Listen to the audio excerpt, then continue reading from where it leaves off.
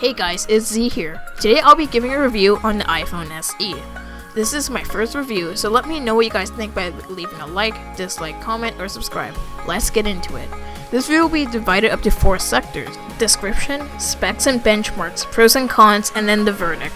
You can skip to whichever you want by going to any of these parts you see on the screen. As you guys already know, this design is reused from the past 5S model, with the exception of having the rose gold color and the matted edges. But that isn't necessarily a bad thing. I personally like this design. For me, it's the right size and it fits comfortably in my hand. And I also like how this is the right thickness. You actually have something to grab onto. And I'm happy and sad that they recycled this design. I still think that they could have made something new. I'm pretty sure with the success of this, that there will be a newer version with the design we know and love today from the iPhone 6 and 6S. This phone has the past Touch ID sensor, speaker, microphone, and the past front-facing camera carried over from the 5S, not to mention the screen. I know that they couldn't cram a 6S in a 5S body, but the front-facing camera is a letdown for all you selfie people. Another good thing about this phone is the fact that it's a one-handed phone. You could easily text, reach all corners of the screen while holding something else in your other hand. A feature and capability I like a lot. This phone is very portable and could easily fit in your pocket. Another thing that they left out is the 3D touch. Personally, I don't care for it, but I can see some people who do like that feature. One thing to look out for is the fact that the back of this phone, without the case, is a fingerprint magnet. So if you don't like that, I recommend getting a case or a skin for your phone. Now let's get on to the specs. The SE is using a 4-inch 1136 by 640 display, the one carried over from the 5S, rated at 326 ppi, pixels per inch. This might seem mediocre, but it's perfectly acceptable for a screen so small. I never thought that I needed more pixels. Here is some footage from the mediocre front-facing camera. Another thing that makes this phone so good is the CPU and GPU. The SE possesses the new dual-core A9 processor borrowed by the 6S and 6S Plus, along with the M9 for graphics. There's plenty, 2 gigs of RAM, which is perfect for a phone like this. This phone is very zippy and can do anything no sweat. Playing games is easy with no stutter due to the small screen resolution and the high-powered CPU. Here are a few benchmarks comparing this phone to some of its competition.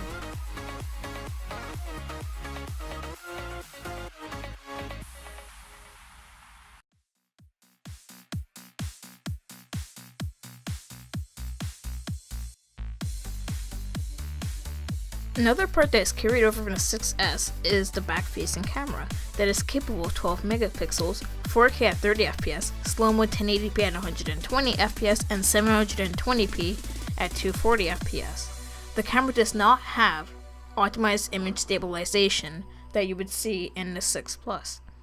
This camera is very good, with the only issue being low light. Here are a few images.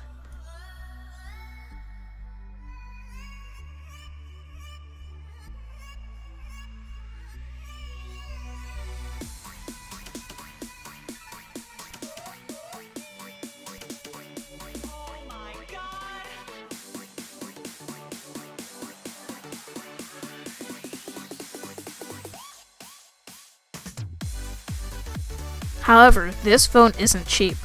With a model like the one right here in rose gold and 64GB, you're looking at $730 Canadian or $580 US. And a 16GB model is $590 Canadian or $470 US. This may vary depending on where you're buying it from, but these are the conversions I made. If you are gonna take advantage of that 4K video, go for the 64GB model because the 16GB won't be enough because 4K video takes up a lot of space. Now to the battery life. This does depend on the user, but if you're a power user like me who watches video and play games, it might last about 9 to 10 hours, but if you just call and text, that could last up to 2 days. My dad, if he were to forget to charge it, he would be good for the rest of the day since he barely uses his phone. The battery life will get a pass, but it can be a bigger and better battery.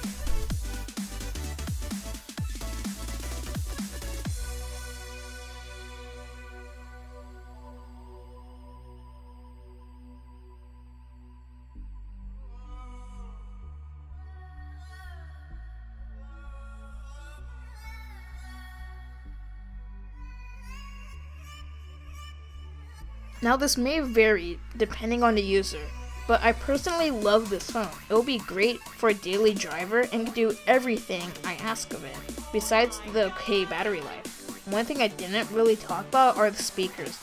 They are okay, can be better, but overall not problematic. I wouldn't recommend this phone to selfie people or vloggers because of the mediocre microphone and front-facing camera. A skin or case might be needed for those who hate fingerprints on their phone, but that's all to self-preference. The price is good if you think of the pure power you're getting for the money and the bang for the buck, but that may vary. What do you guys think of the iPhone SE? Did I miss something? Please tell me in the comments, and if you're new to the channel, please subscribe.